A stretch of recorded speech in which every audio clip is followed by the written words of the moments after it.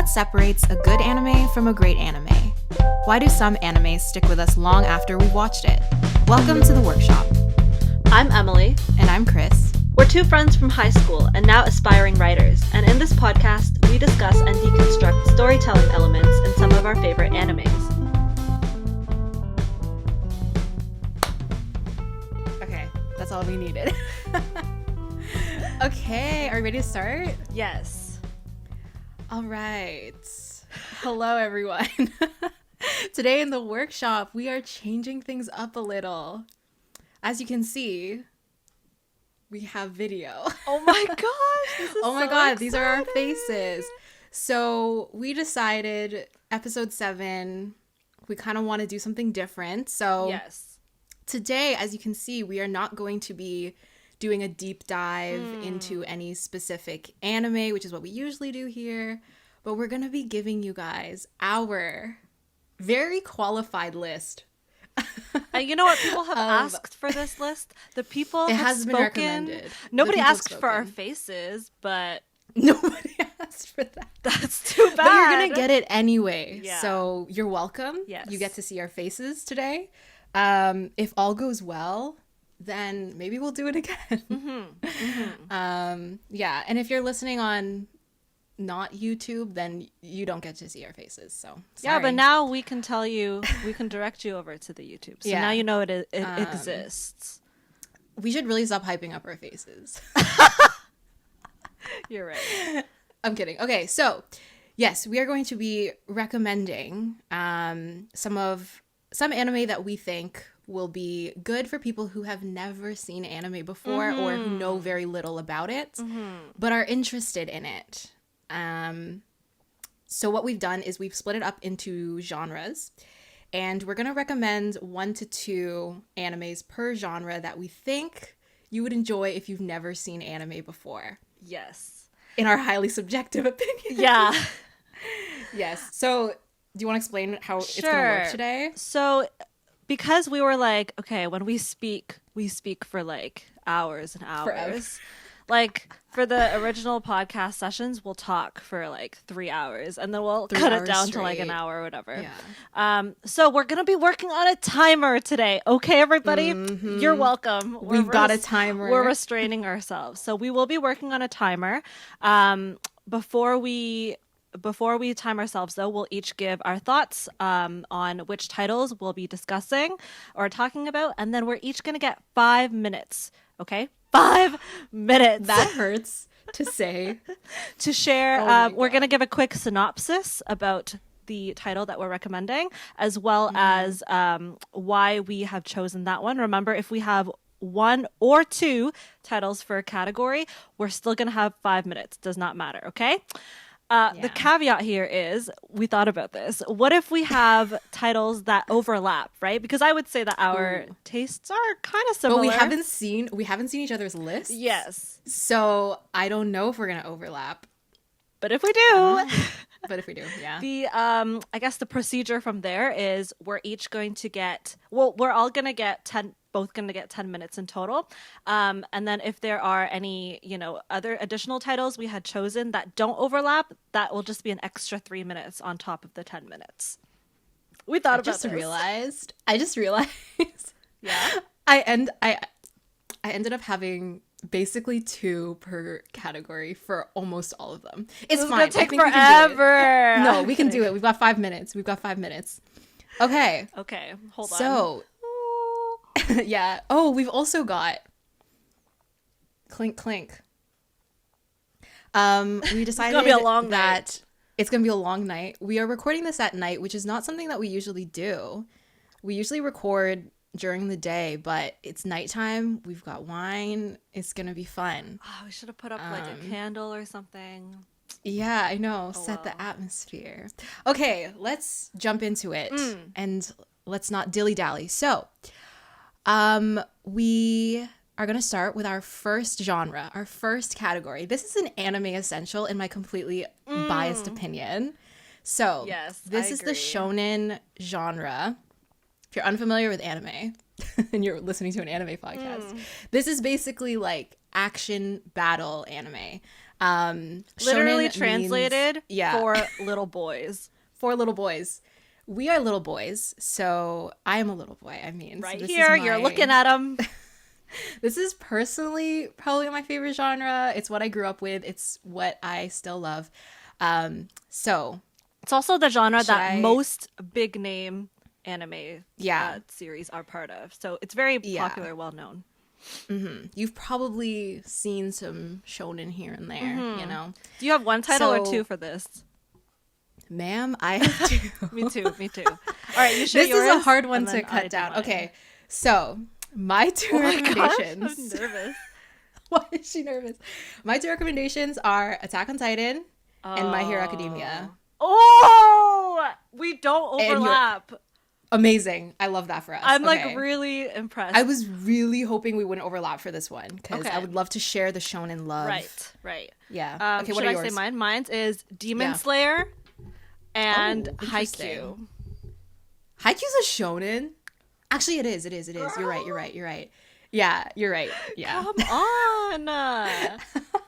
All right. Sorry, so- I think of sports anime as like its own category. You're right. Okay. No, I understand. Okay. Am I starting? So Chris is gonna start with this one. I'm scared. Okay. And then you get 5 minutes on the clock. You're timing I know yourself I'm like shaking. Do you on see our that I'm system. shaking? Okay, the timer will go off so you will know. I'm gonna start it. Oh, did we explain how we're gonna do the genres? Synopsis and reasons, right? Yes, you said that already, right? Mm-hmm. Okay, just making sure. Okay, timer is starting now. Okay, so Attack on Titan Good one. Good is choice. about... Attack on Titan is set in a post-apocalyptic 18th century Europe-inspired world Yep. where man-eating keep humanoid going. giants called Titans roam free and have forced modern society to live in fortress-like cities surrounded by huge walls to avoid getting killed. Are you with me still? The series follows a young man named Eren Yeager and his fellow friends and soldiers as they try to uncover the mystery behind what Titans are and how to defeat them. Okay. The premise is whack, I know. But the reason I would recommend it, even though it's super basic and even though it's very hyped up, is because I think the hype is warranted. And I feel like I have to recommend this to people who've never tried anime before and are in the mood for an action show.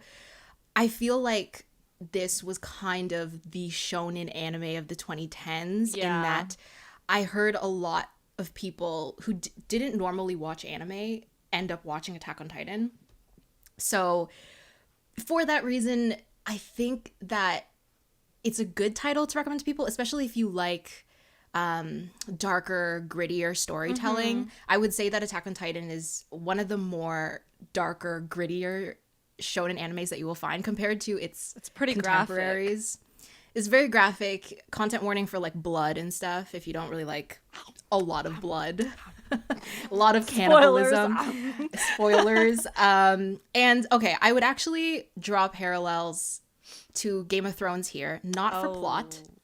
Not for plot at all, but I think that the reason that a lot of people like Game of Thrones is for it's the ensemble cast, the death count, the political intrigue and all of that. And I think people will find that here as well. And it just has really great animation. Okay? Number 2, My Hero Academia takes place in a world where most people are born with different special powers called quirks. The protagonist is a teenager named Izuku who dreams of being a superhero and entering UA Academy, a prestigious high school for heroes in training. So I was on the fence about this one because I wasn't sure if people would like this if they've never seen anime before, but I'm going to recommend it anyway because it's about superheroes. And I think superheroes are trendy, and I think there are a lot of people who like seeing superhero and villain tropes deconstructed. I don't know. Maybe I'm just guessing. Sweeping here. assumptions. Sweeping assumptions. You're going to find a lot of those here. Yes.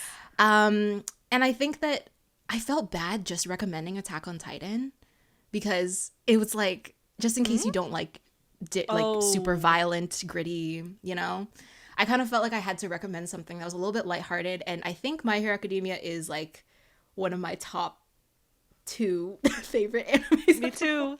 Same here. If not my favorite anime at the moment. So it is also very popular. Like, I'm not going to act like it's these are not niche recommendations or anything. But yes, I think it's great. I think it uses the superhero trope really well, and it dives into the pros and cons of hero culture, and it doesn't just like use the superhero trope in a very shallow way. So that is why I would recommend those two. They are very popular. But, good choice. I would highly recommend. I have 1 minute and 20 seconds left. I'm so proud of myself. That's really good. Okay. All right. I am so proud of myself. I really cut myself job. off there. So, Emily, it is your turn. All right. Please count me 3, in. 2, 1, go. Okay, Demon Slayer first. All right, synopsis. Tanjiro Kamada, good boy, Yes. very responsible, Love him. intelligent, kind-hearted. Great protect. He's got a loving family, lots of siblings. Don't say Great. that. Only problem is they live in a world Yeah. of demons. Okay, so the demons are out here killing people, turning people into demons. And as a countermeasure to that evil demonic force, there are people who rise up as demon slayers. It's nice because like I get to do air quotes and people can actually see me do air quotes. See your air quotes. So that's nice. And the show basically just follows Tanjiro. He becomes, as he tries to become a demon slayer himself, we really watch him overcome personal trials, interact with other demon slayers, and obviously interact with some of the interesting demons in the world as well. Okay, my reasons for choosing Demon Slayer. I think that when somebody thinks about shonen/battle anime, like for me personally, this is really the first series that comes to mind. I just think it embodies the essence of shonen very well.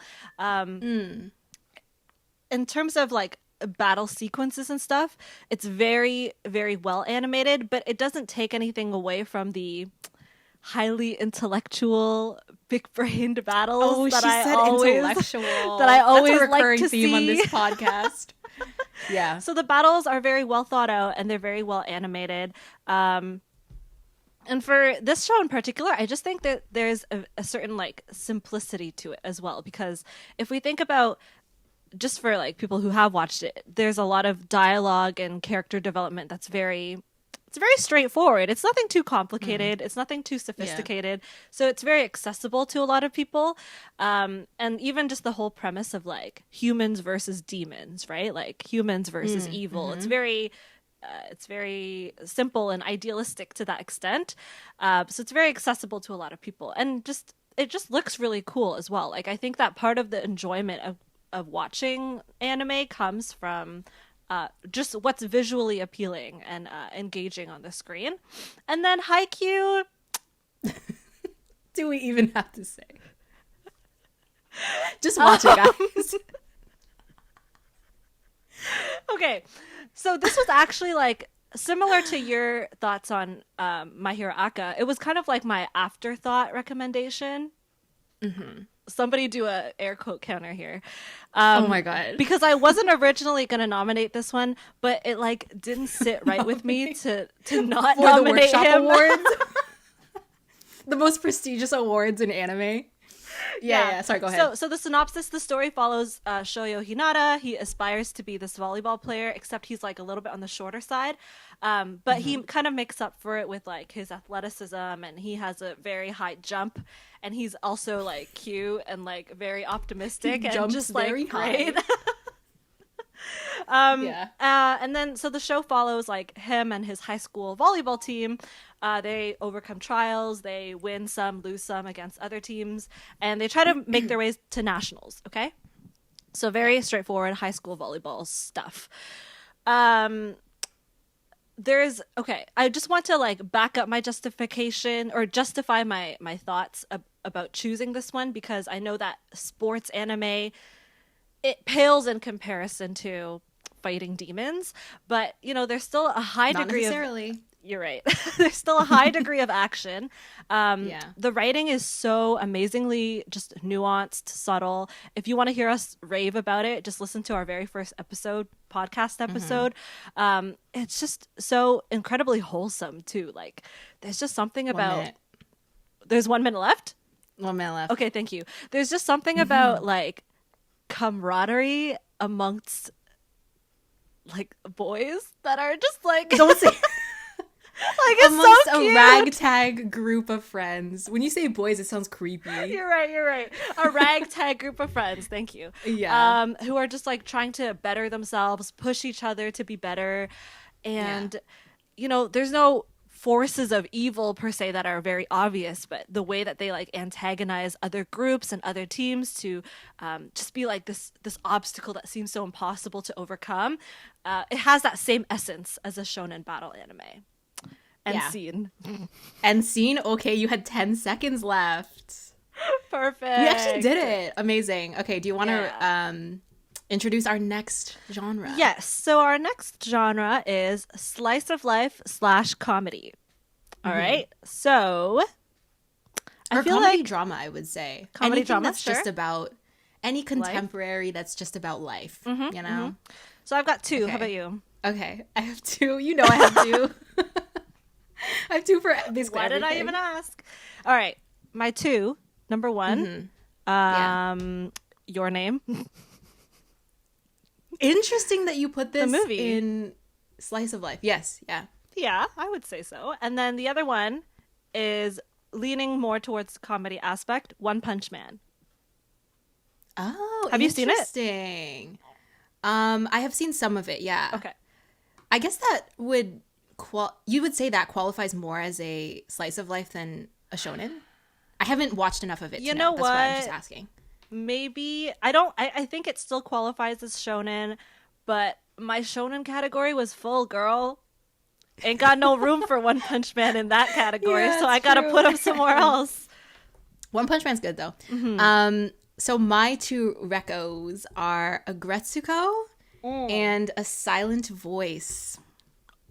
Oh, Yeah. Your Name tea- versus Silent Voice. The tea is hot here. So why don't you go ahead? All right. Please give 3, me a countdown. 2, 1, go. Okay, I'm going to start with Your Name. So, main characters are Taki and Mitsuha. They're both high school Love them. students. And one day they mysteriously start switching bodies, okay? And then there's this whole thing with like a comet and a We don't even mid-autumn have to go into festival and coming of age and love. And it's just this whole thing. And it's just perfection. Your summary is just the themes. It's not a synopsis. It just entangles together perfectly, okay? Great. All right, let's go into reasons. So Yeah. Just skip that. I don't know, like there's something about having to explain something that you really, really like care for in like a few minutes. So firstly, I guess we can't talk about Your Name without talking about the artistic excellence and just the amount of detail that comes in any Shinkai film and animated series in general. You know, we talk a little bit in episode 5 of our podcast series. Hey, this is great for plugging ourselves. We talk a little bit in episode 5 about how he's able to just take the mundane and the ordinary in life and turn it into something that's really, really beautiful, that makes people think and reflect and look inwards. We titled that episode podcast episode, whatever. We titled it Chasing the Vibe because you know, it does have that element of like longing for something. And I thought that this would lean perfectly into this section because, and I literally wrote this, I think it encapsulates the essence of slice of life perfectly because if you were to take a slice out of life, Oh my god.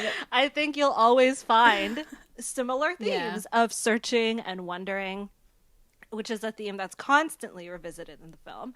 And then also just outside of that more like introspective aspect, the premise is just highly interesting. Like you've got body swapping, you get to witness love and the development of this relationship between two people. And, you know, we love love. Love is always a very interesting topic. And yeah, so I guess I'll end my analysis on Your Name there. Okay. Second one. I will pause. I will pause your timer because Kimi no Nawa, sorry, Your Name, is on my list, but I actually put it under romance, which is interesting. But you've convinced me. Was romance not one of not part of this subcategory? Well, we have a romance, like shoujo and romance rom-com, which is our next one. You're right. Yeah. I put it under romance because I would recommend it to someone who wants a romance. But you have convinced me that it is equally, if not even more, well-suited to slice of life. So have I've done my job. Yeah, I think if you're craving slice of life or romance, it's actually very good. So, yeah. I will talk about my thoughts on Your Name later on when we get to romance, but I don't have many other things to add to yours. I was focusing more on the feeling that you get from watching it. Because that's if you listened back to what we were talking about in episode 5, like that's really what we leaned heavily on and like focused on as well. So I think I tapped into that more than I tapped into the romance. I agree, actually. Yeah. Anyways, I'm going to restart your timer. Thank you. How much time do I have left? You have 2 minutes and 26 seconds. Okay, cool. Okay, I can work with that. Go. All right, One Punch Man. So OPM is this like fantastical comedy. It's set in this version of Earth that's filled with monsters and villains, right? And of course, if you're gonna have evil and villains and monsters, you need a coalition of heroes. Of course. So the coalition in this series is called the Hero Association, and they're kind of just like any association or like governed organization, in that, you know, they look into issues of like corruption within the association and stuff like that, right? People feeling like they're superior, and in particular, people who are part of the association kind of have this disdain towards people who are unassociated. And our main character, Saitama, is an unassociated hero, but he distinguishes himself because he's just like super strong. Like the whole point to his character is that he only needs one punch to defeat any enemy. And to him, this fact is like this huge source of like depression for him, because he no longer gets any joy out of being, you know, like out of fights, right? Because he just so easily beats everyone. So he just goes and does like a bunch of stuff for fun. So he like joins the association for fun, and he like single-handedly saves the planet on multiple occasions for fun. Okay. So this show is actually really funny. Oh, okay. So it's really funny because I think that it approaches life in a very dry and like comedic way, in a cynical way, which isn't, I get it's not everybody's cup of tea in terms of comedy, but it's mine, and it's my list. I think it's trendy. Cynical humor is trendy. So, and it also kind of taps into the idea of like making our fears like funny, you know? Oh yeah, for like sure, using humor to mask our depression. Because even if like you look at the character of Saitama, like he's just this like skinny bald guy, and he's got all of this power in the world, but he's still unsatisfied, you know? It's like that recurring thought that I feel like a lot of people have, where it's like, I wonder what it would be like if I had all of the power in the world or all of the wealth in the world. Where would I go from there, right? And this show is kind of trying to make the statement where it's like, I don't know. Depression is the answer. Yeah, it's just really funny. I really like it. Depression is the answer. Yeah.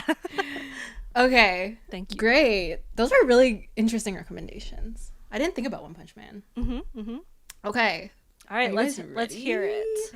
All right, my timer is starting now. Agretsuko follows a 25-year-old anthropomorphic red panda named Retsuko, who works in accounting at a big company in Japan. And the show is basically just about her navigating the ins and outs of life as a young adult. On the surface, Retsuko is a bit introverted and soft-spoken, but she holds in a lot of her rage and insecurities, and in order to let out all her pent-up feelings, she will once in a while go to a karaoke bar and sing death metal to unwind. Okay, so let me explain myself. Yeah. Okay. It's a slice of life. You get a slice of life, You're right? You're right. So, fun fact about Agretsuko is the show is actually made by the same creators as Hello Kitty. So, that's an interesting... Yeah, right? I wonder how they're doing. Yeah. So, I mean, I think it's just crazy that, like, the creators of Hello Kitty were able to just so like they really tapped into like what does it mean to be a 20 or in your 20s, and then they just like made a show about it. Yep. And maybe you've seen this on Netflix already, and like you saw the thumbnail, thought it was a kids show or some, you know, kawaii like dumb anime. But this show is actually targeted at young adults. And it's interesting because it seems counterintuitive to like have this super cutesy art style. Like it's intentionally like overly cutesy. Like it's Hello Kitty, guys. But the juxtaposition actually kind of works really well for the tone of the show. And I think it specifically portrays situations and typical issues that someone in their 20s would deal with. Right. Like it tackles themes of dating, the nuances of corporate culture, misogyny, insecurity, and just like the general like grind of life, you know?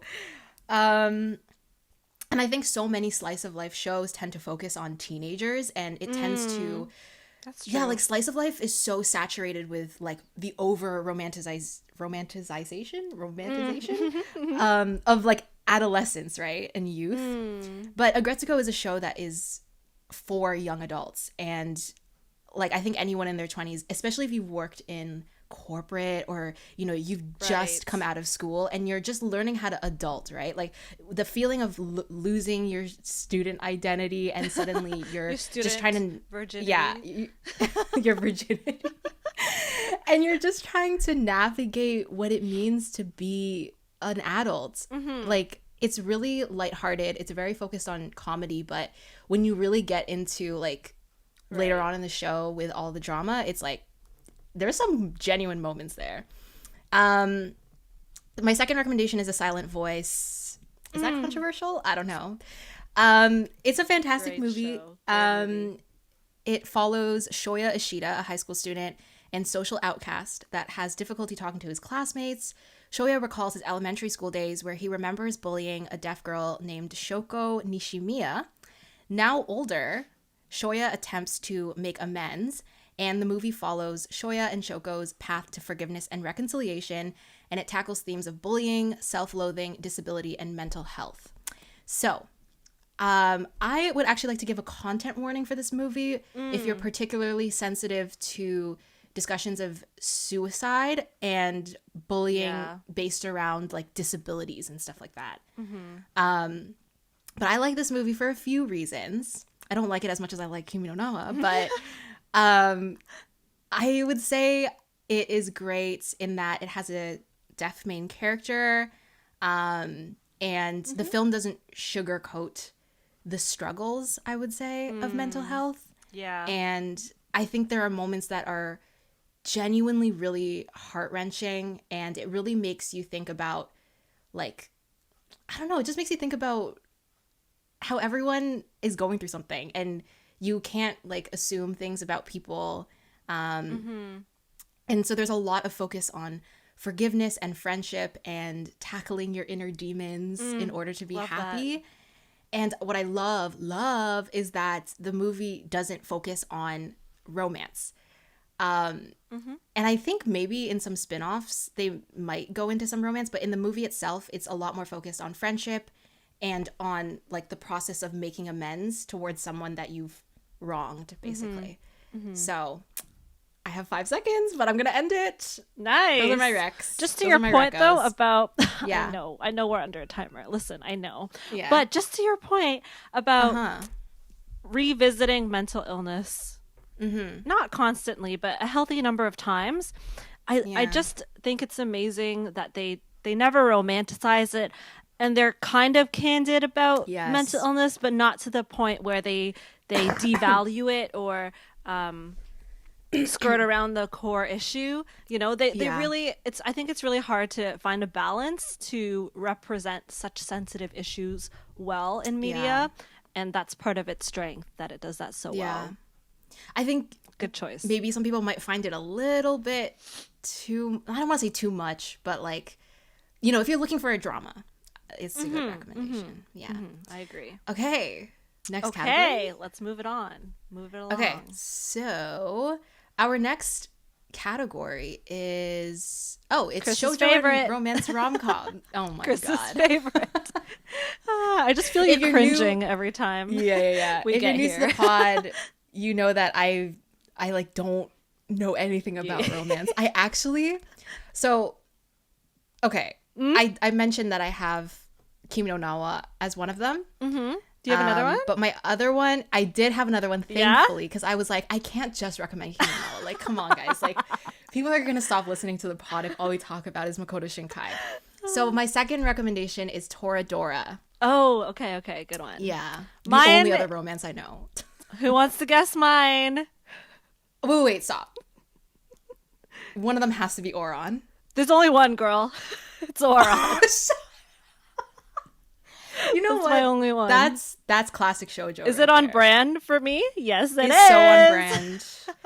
Technically, that's actually really good because my recommendation, like Toradora, is not a shoujo. You know, I see. Yeah. Shoujo is like anime that is made for girls, and it tends to have like Not us. K-drama plots. Yeah, we're not girls.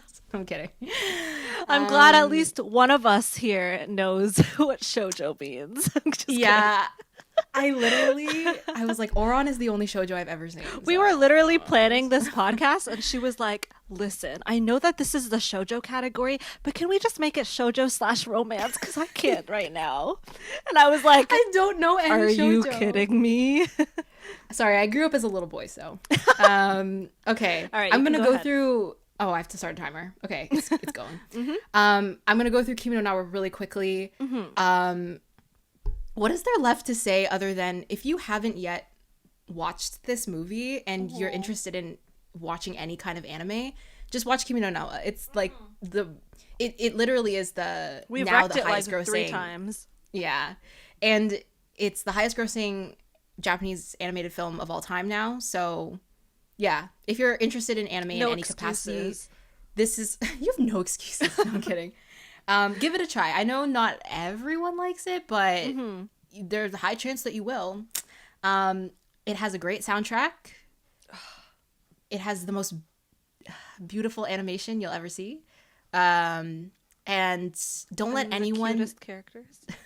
The cutest characters. Don't let anyone let you believe that this movie is overhyped or overrated. It deserves all the hype. So that's us overhyping it for you. Okay, I'm gonna talk about Toradora. Toradora follows high school student, surprise, surprise, Ryuji, who, despite his gentle and kind-hearted personality, is often misunderstood due to his intimidating face, making him look like a delinquent. I know, I've it's never kinda seen sad. this, by the way. This is cute. Yeah. So you're in for a treat. Ryuji secretly harbors a crush on his classmate Minori, and then he learns that his new neighbor and Minori's best friend Taiga happens to have a crush on his best friend Yusaku. Does that make sense? Yeah. Okay. The show follows Ryuji, Taiga, and their group of friends as they navigate their crushes, school, and their personal lives. So it actually is very much a slice of life, but I would say it is heavily focused on, like, romance. Right. And I feel, first of all, I just felt like I had to recommend something other than Your Name, but also this is a classic of the early to mid-thousands, I would say, and I believe that there is actually a tradition among, you know, Toradora fans to watch this show every year during the holiday season because the finale takes place during Christmas. That's so it's sweet. it's a great show to watch in December if you like. There's 25 episodes, so if you like watch like one episode a day or something. And I very much associate this show with the holidays in that it gives me the warm fuzzies. Like there's very impactful character drama, but it's just a very warm show. And I think that even though this is one of the only romance anime that I've ever seen, I think to this day, despite nostalgia and everything, I think that it really holds up as being like a classic romance slice of life anime. And I really like that the male protagonist breaks convention, I feel like, in that he is kind of the really soft-hearted and doting one. And even though he has this very like scary persona, he's like a caretaker type of character, and I think that's just really great male most representation. Guys are. Just kidding.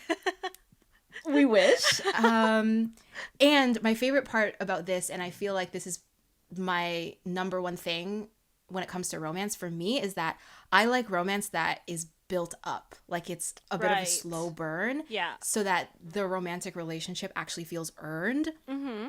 Because I just do not like insta love. Like when characters are just like immediately attracted to each other, or if like the relationship is just, you know, rushed. Mm-hmm. So this is very much a show that focuses on friendship, and I think that the side characters are fleshed out very well, so no one feels like a cardboard cutout of a trope.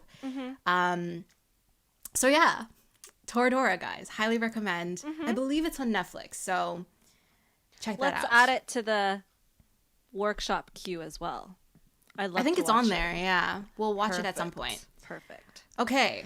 Are you ready? Okay, yeah. 3, 2, 1, go. All right. So we talked about this in episode 2. I'm going to just plug ourselves again. All right, synopsis. So we meet Fujioka Haruhi. She's this first-year honor student at this super elite, prestigious high school called Oron Academy. And basically she stumbles upon the school's host club, which is basically this like parody of real host clubs, which are a lot more famous in Japan's red light district. We don't really see it here, although they could exist. I don't know. But this host club is...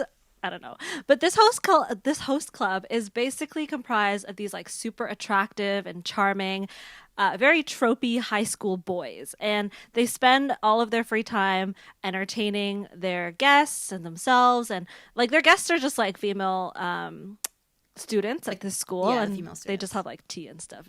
It's nothing scandalous. It's very PG. Yeah. And the story follows Haruhi. She accidentally breaks this really expensive vase in the host club room, and she becomes indebted to the club. So in order to pay her dues, she ends up joining the host club as one of their male members, because she's kind of like androgynous. Is that the right word? Yeah. So... well, aside from this show just being like an absolute classic, so classic. Again from the Iconic. 2000s, right? Just when I just think of shoujo, like I myself am not a big shoujo fanatic either. But when I just think of shoujo, sorry, I'm a little drunk. Just kidding. When I think of shoujo, I think that a lot of those series revolve around the notion of a single protagonist, and they kind of have to choose from amongst like a selection of love interests, right? And I think that's dangerous just from the writing perspective too, because it's easy to come across very heavy-handed with a lot of emphasis put on that notion of like, oh, you got to choose one, but they're also eligible. They're all bachelors. So dumb. Rather than like on significant stuff that'll make the series good, like character development and plot. Yeah. So that's why I kind of like want to praise this show for being so susceptible to that kind of danger, but not falling into that pit, right? Yeah. And this show, hold on, I'm gonna just yeah, drink your water, hydrate. This show really, it just made me fall in love with the characters, like all of them, because we learn more about them and we eventually come to see them as more than just the simple love interest. We come to see them as three-dimensional characters who actually have an impact on other characters around them and on their settings. We talk a little bit in our podcast episode about how the writing just seems very self-aware. Like it knows that, hey, like we're a shoujo genre and we have tropes, but we're careful not to fall into that. And we we're not going to take ourselves too seriously. But at the same time, leans into those tropes. Exactly. I was just going to say, like, at the same time, it remains consistent. because we are a shoujo, so like let's have fun with it. So even though it doesn't take itself too seriously, there are still moments where, you know, the guys are trying to like vie for her attention, or these like hugely romantic, wildly romantic gestures, right? So in that way, it's like it's taking advantage of all of the show that everything that the shoujo genre has to offer, while still being true to itself and true to its identity as a shoujo anime. Let's see what else. I think that it says a lot of important things about femininity, like when we were talking about it in the podcast episode, even gender roles in general. We had a lot of good discussion about that, because there was a lot to unpack here. And then aside from that, like other important things in life, like relationships or family, right? Like jealousy, you know, like how to deal with that, because there is the relational component that comes with love and all of the positive things that come with that, but then how do you deal with negative feelings that are associated with that, like jealousy and I don't know, like being vulnerable with one another, right? So it was a good balance between real hard-hitting themes and then also just all of the entertaining things that come with you know, being in love and rom-coms and shoujo genres in general. So there's the timer. Oh, right on Perfect time. ending. Yeah. Thank you. All right. I will say also about Oron, like, wasn't expecting to like it, and you know what? I ended up liking it. So I think you had that your says doubts. a lot. I remember that. I have my doubts because I would say if you typically like K-drama plots, like Korean drama, you know, where it's like things are really dramatic and it's like it's very tropey, but like it's fun because it's tropey. I think Oron is like a good, it's a good fun option. So for our next category, we're going to be looking at mystery/thriller. All right. I only have one. You have two? I do. I was originally only had one. I originally only had one. But then but then I thought about it and I was like, no, I have two. Okay. So my one is Erased. We have a winner. You have that too? We have an overlap. I love that. Oh my gosh. Okay, yeah, so Erased is one of mine. Yes. Could you imagine if I only picked Erased? Then we would just like have just a 10-minute discussion about Erased. That's okay. So, yes, I also picked Erased. And my second one is, I don't know how popular this anime is, but it's Hiyoka. I don't know. It's a Kyo Annie anime.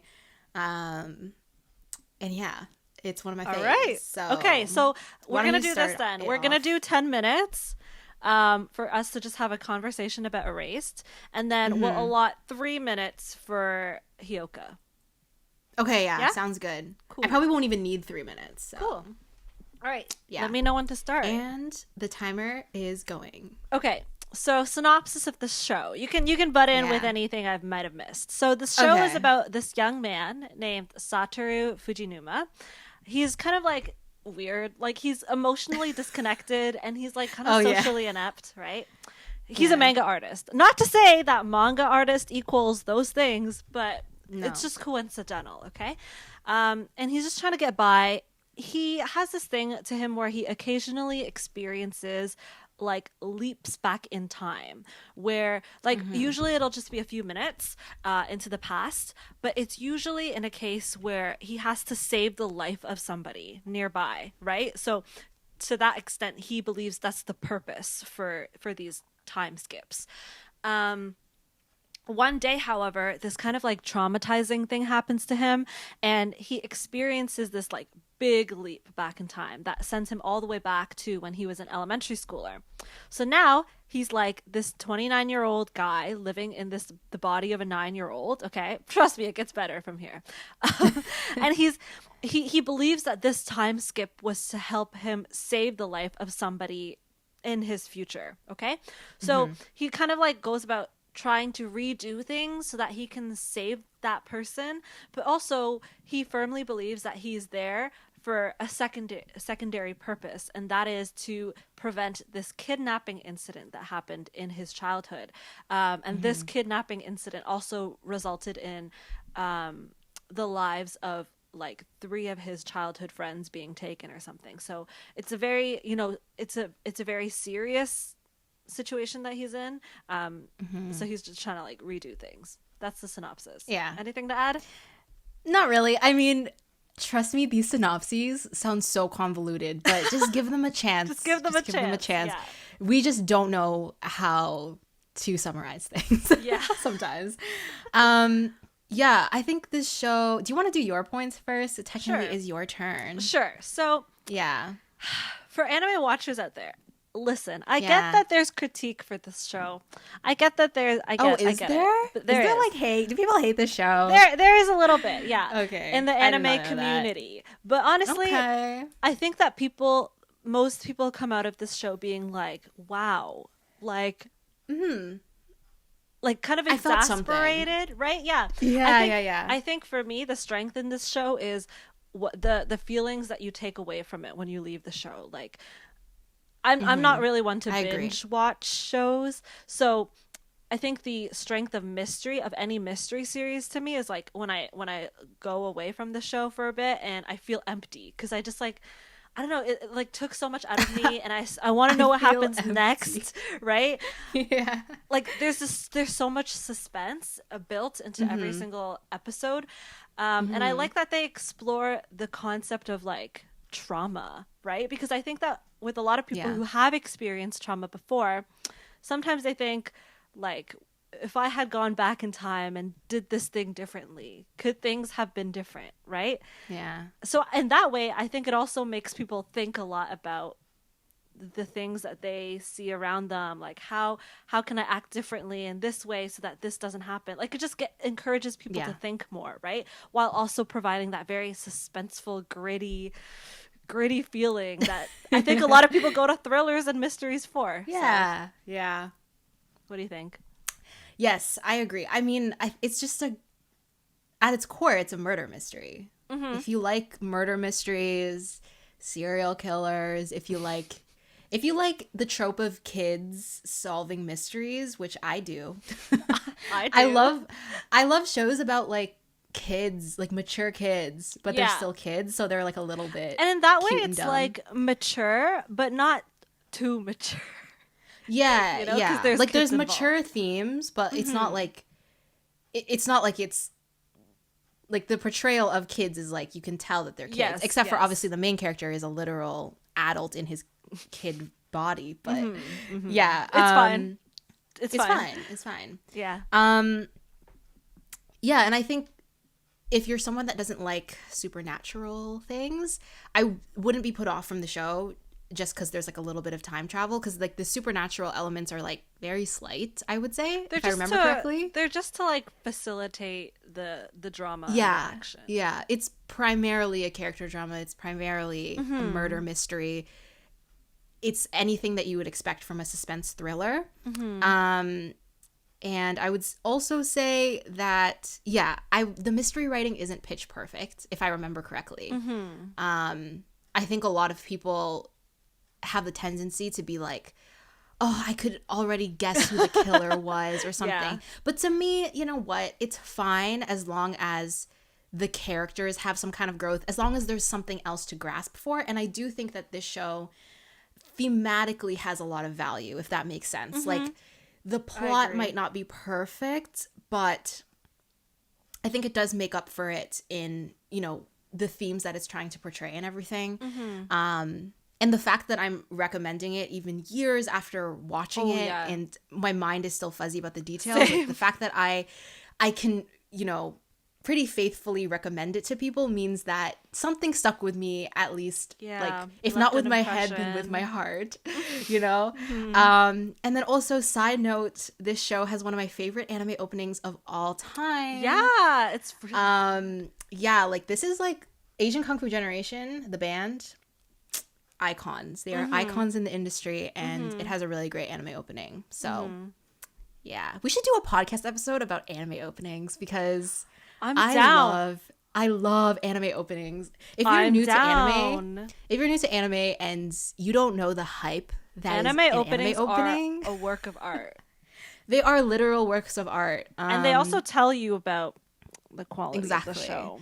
I think that there's a lot of like really great storytelling that happens just in anime openings. So yeah. Do I have anything else to say about it? I think that's it, actually. Yeah, I think so too. That's it. It's just a great show. You're done? Yeah, I am. It's a great show. Yeah.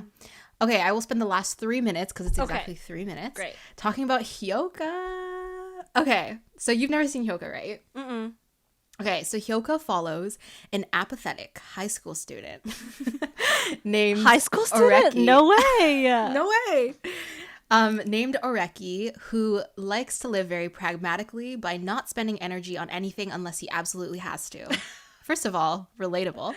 Nice. One day he agrees to join his school's classic literature club to stop it from being disbanded, and ends up getting roped into their shenanigans, which involves solving various mysteries.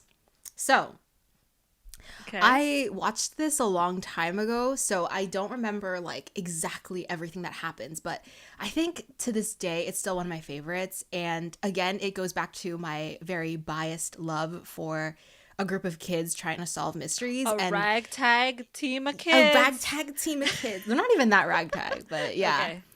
Okay. For me, I would recommend this because it's not a thriller mystery in the way that Erased is like a thriller. You know what I mean? Yeah. When I think of this show, I think of how peaceful it is, how quiet it is, and how they're still able to make it feel very compelling even in its simplicity, and even though it's not like super dramatic types of mysteries that they're solving. So I actually find the show like very comforting. That's interesting. Because I think that, first of all, it's also based off of a novel. So I think when shows are based off of, especially animes, there's a big difference, I think, sometimes in the pacing of the story when it's based off of a novel versus a manga sometimes. Right. Like there's a little bit of a difference there. Yeah. There's a little bit more nuance, I feel like, with the themes. So if you're in the mood for something that's like a little bit artsy, a little bit more quiet and peaceful, I would definitely recommend Hiyoka. And one thing that I also like is the dynamic of the show's two leads, like the male lead and the female lead, in that they're very opposite, in that Oreki he's a very like to himself kind of character, doesn't want to, he's literally trying to do the least in his life. Yeah. And then Chitanda, the female lead, is like the complete opposite. She's super curious. She's like the anime version of like a manic pixie dream girl, but in a good way. And so I think that dynamic is really compelling, and it's just like great if you're in the mood for a mystery that's chill. So that does sound really appealing. I did that all in. You've already convinced me to watch it, yo. Yeah. I mean, some people might find it boring, but you know what? I think that there are some artsy fartsy folks who will like it. So that's what we are, artsy fartsy little boys. Artsy fartsy. Yeah. Okay. All right. Why don't you? I think it's your turn to do the next one. Oh yeah. So we are kind of at our last category genre here. Hopefully all of you guys have been taking notes. My favorite genre. Yeah. Is this actually your favorite? It's my favorite genre. Oh my god, I love that. Okay.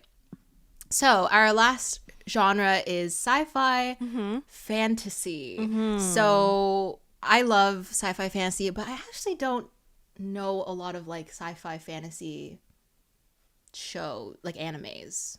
Like I would say that a lot of them overlap with being shonen as well. Yeah. As is the case with my nomination. True. Okay, so you go first. I actually only have one for this. I thought I would have more, but you know what? I'm just going to stick to the one, because I think that if there's any one thing that I will recommend, if there's any one anime that I will recommend to anyone, it will be, surprise, surprise, all you anime like wizards, not wizards, anime Connoisseurs. intellectuals, connoisseurs are gonna roll their eyes, but hey, What is don't it? at me. Don't at me. Oh, I already because know, I think. Yeah. What is it? It is the anime Cowboy Bebop. Oh, What did you think I was gonna say? nice. Did you think I was gonna say Naruto? Oh, please, God, don't. Oh my God, I was no. like, is Naruto Sci-Fi Guys, Fantasy? no. It physically pains me to not recommend my favorite anime of all time, but I would not recommend it to a newbie. All right. Okay, what's yours? Full Metal Alchemist Brotherhood. What can I That's say a shonen, except but I'm mic glad you put it in drop. fantasy. Mhm. I'm glad you put it It's in also fantasy. sci-fi. It's also Yeah, it's a little bit of sci-fi. both. Alchemy Yeah. science. Yeah, I would say I it's would like know. very occult. No, Yeah, I'm kidding. she would know. Alchemy is You have a science degree or something? okay. Okay. Cowboy Bebop. Am I starting? Oh, I am starting. Uh-huh. Okay. So Cowboy Bebop is... oh, I have to start the timer. I have 10 minutes. I don't think it'll take me 10 minutes, but I will start the timer. You have 10? No, it's 5. It's 5. Oh my God. Yeah, sorry. You're not going to need 10 minutes. I know. It is this right here is the wine. Sorry, guys. I'm like lightweight of lightweights. Okay. She is. She Okay, is. cinq minutes Can on confirm. the clock. Okay. Okay. You can tell I'm like drunk because my French just came out. Okay. So Cowboy Bebop is set in the year 2071 and follows the adventures of a ragtag team of bounty hunters. I knew you would like the word ragtag. Ragtag team of bounty hunters as they travel the galaxy in a futuristic, lawless world. Okay. That's all I'm going to say about Cowboy Bebop because that's all there is to say about Cowboy Bebop. This is a genre-bending anime in that it is, I would say, like a space western. So, like, imagine like a cowboy movie, but like set in space. Wow. It's an adventure. It's got a jazz soundtrack, the most iconic jazz soundtrack you'll ever hear. You've probably, if you've listened to jazz in any capacity, you've probably already heard the Cowboy Bebop opening. It's called Tank. It's very popular. So iconic. It is very iconic. So yeah, the reason I have to recommend this is because I think it is widely considered to be like the most important anime of all time.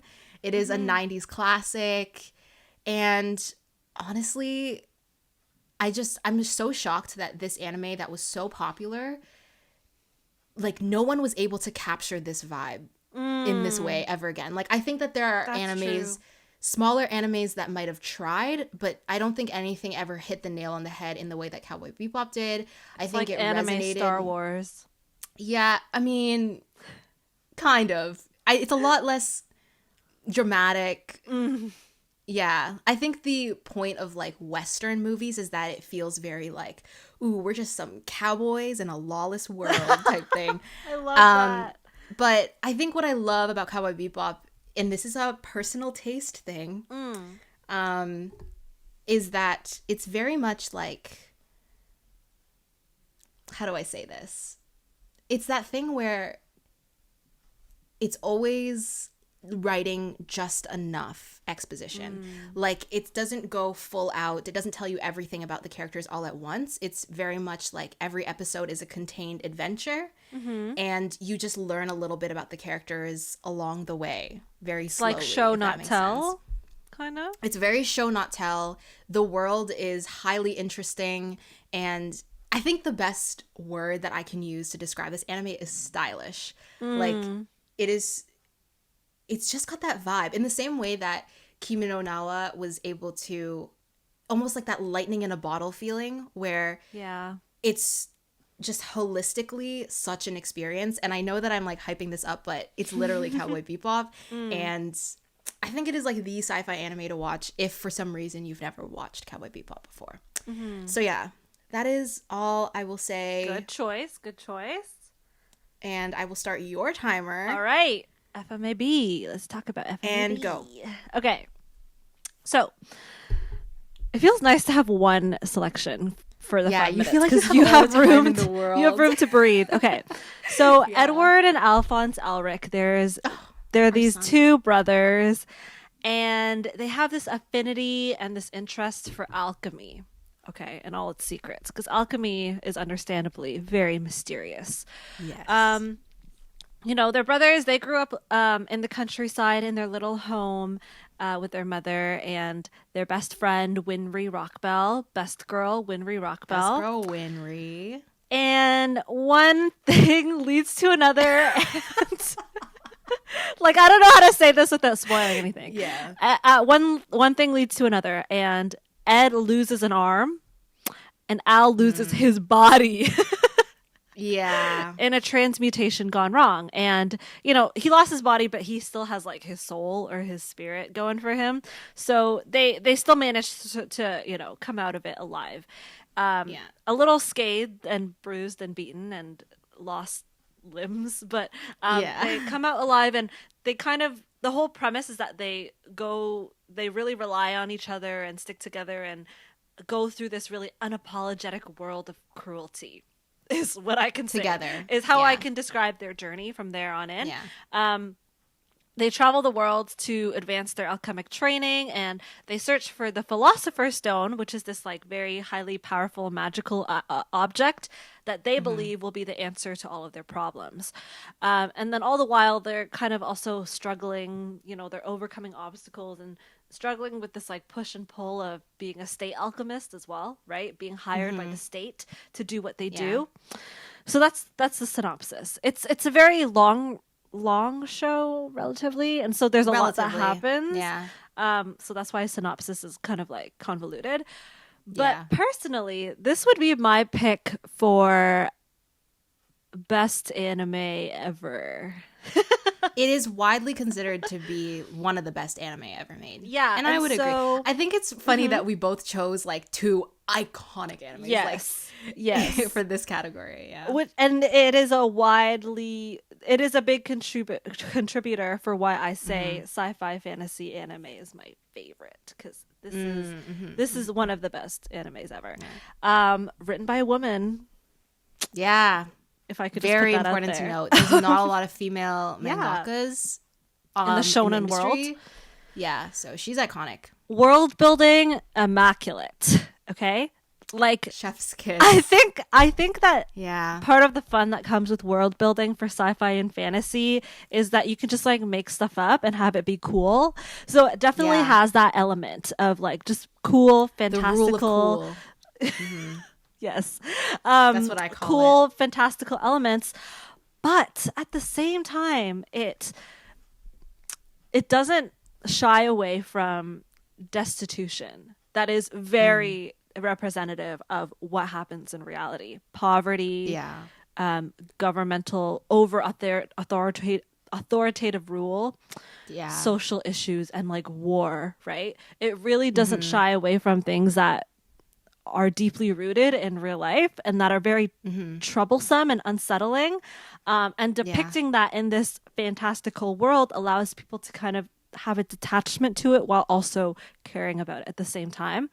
And then, as I said, like it's relatively long because it's so large scale. There's a lot of characters involved. A lot of characters, almost Game of Thrones-esque in that way as well, actually. Ensemble cast. A lot of villains as well. And then morally gray characters. Ooh, morally gray. That's like super trendy morally right now. Gray characters. Yeah.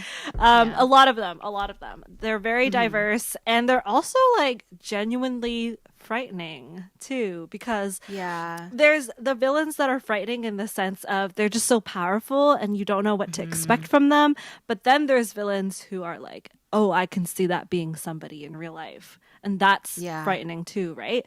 And just a personal taste thing.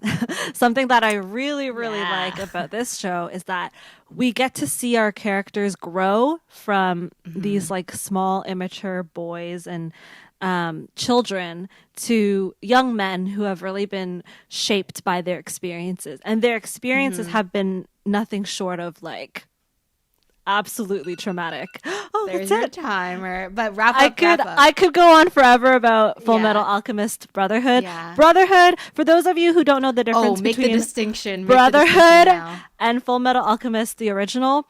The original series was adapted after the manga, but then it kind of like overtook the manga in terms of what was written. And so they kind of like went their own path with it, which wasn't that good. So they actually just started to scrap it and start over, which is why Brotherhood is widely known for being way better, because it actually follows the mangaka's original thought and ideas.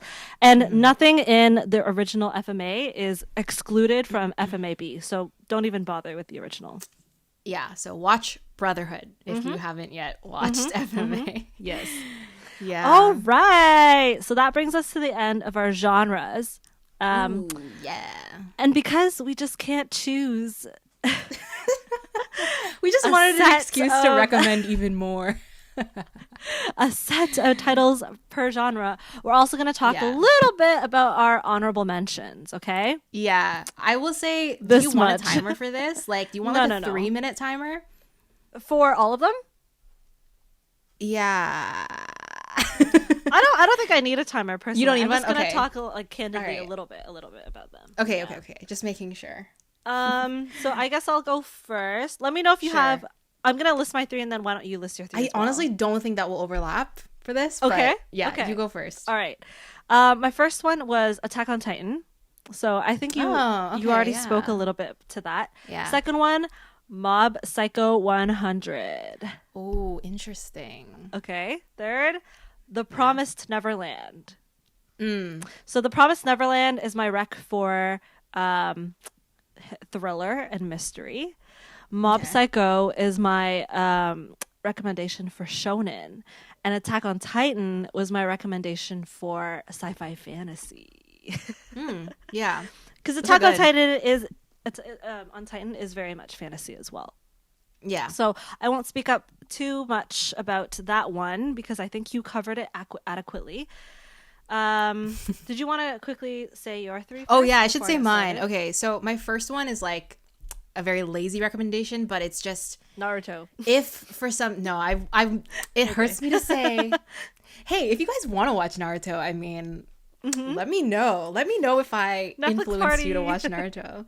Yeah, the only reason I'm not recommending Naruto is because it's hundreds of episodes, and it's like it's ongoing in the sense that like the current season of it is literally the kids of the original characters. So I'm not even gonna make y'all watch that. Yeah. So my first recommendation is any of the Studio Ghibli movies. So Hayao Miyazaki movies. If for some reason you've never seen Spirited Away, Howl's Moving Castle, Princess Mononoke, Ponyo, I think they're all on Netflix. Definitely watch those because that's always a great starting point. Those are like also classics.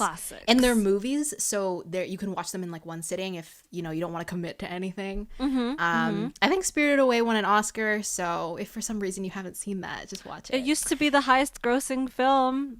It used to be in animation before Your Name. A point that we'll always say. We said it in our Your Name episode, and we'll say it again. My second recommendation is Castlevania. So this is a dark, gritty fantasy, and it's basically like, I don't know, a Dracula retelling about vampire hunters. It's based on the Castlevania video games. Is this your sci-fi fantasy one? It is my sci-fi fantasy reco. That one is, if you really want like a dark fantasy, I would recommend that one. And also, that's also on Netflix. And my third one is Great Pretender. So this came out. Have you heard of it? I've heard of it. So it came out this year, and this would be my reco for, I don't know. Like, I don't know what it would be. It's not a slice of life. It's basically a heist anime. If you like heist aesthetics. That's like action. Shonen? Action, but not battle. I don't know. Yeah. So that came out this year, got really good reviews. It's about a ragtag team of professional high-end con artists. And yeah, it's just, you just follow them as they go and do these elaborate heists across all of these cities. It's got style, it's got flavor, it's got a jazz soundtrack, which I am biased to, and it has a very distinct, vibrant art style and animation, and a really great English dub for people who care about that kind of stuff. So we're not dub haters. Would recommend. We are not dub haters here. We are dub lovers. Yeah. We love dub. I mean, I'm impartial. But yeah. So those are my honorable mentions. Mine are all on Netflix, so there's no excuse, guys. No excuse. Yeah. For my honorable mentions, so The Promised Neverland is my mystery thriller. I would actually label it as soft horror. That's a good for anybody who is more inclined towards even darker and grittier stuff. I wouldn't actually call it gritty, although there are more hard-hitting elements in The Promised Neverland. I'm not going to give too much away in terms of synopsis, but I will say that the entire first season basically all happens at an orphanage. The whole season okay is in the orphanage. Is that gonna make you cry? It's gonna make you really sit on the edge of your seat, I think. But I would I'm not one to love horror either, but it was soft enough for me to really, really enjoy it. Okay. And Mob Psycho 100. Guys. I think Mob Psycho is probably one of my favorite series of all time. The only reason why I didn't put it into the shonen rec list is because I just feel like Demon Slayer embodies shonen better, whereas Haikyuu is just so wholesome, and it's like I don't want to take the opportunity for people to watch something a little bit unconventional in terms of shonen away, right? So I wanted to add Haikyuu in there as well. Mob Psycho is more like Demon Slayer in its more fantastical elements, but it's a little bit more laid back. But I think the messages that Mob Psycho has to say are a lot more hard-hitting and nuanced, and also it has a supernatural element to it as well that is also set in a realistic society. Yeah, like Mob Psycho is an urban fantasy. So yeah, whereas Demon Slayer is more entirely fantasy, you know? High fantasy. Yeah. Yes. All right. Mob Psycho. Yeah.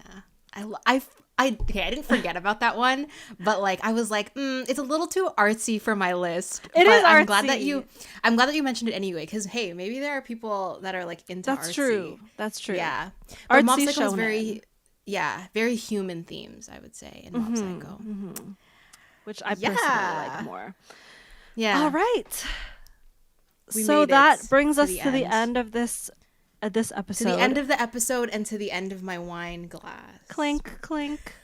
We have like one sip left.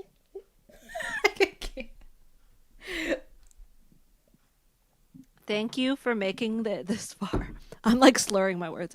Thank you for making it this far. Now. We know it wasn't easy. Listening to us and also seeing our faces now. Double whammy. Yeah. Got him. But got him. We'll end it here, and we'll see you in our next episode. You didn't even do the proper outro. I don't even remember the proper outro. Okay. Find us wherever you get your podcasts. YouTube, Spotify, Google, Apple. Podcast. And also, if there's a platform that we're missing from, let us know. Yeah. Like, I don't know if anyone listens to podcasts on any other platforms, but let us know. Shoot us a message. And don't forget to follow us on Twitter. We're at Into the Workshop. And especially if we got you to watch an anime that you've never seen before. Yeah. Yes. And then also, if you want to like recommend anything for us to look into, feel free to just like shoot us a DM or something. Yeah. All right, cool. We'll see you guys next time. Bye-bye. Bye.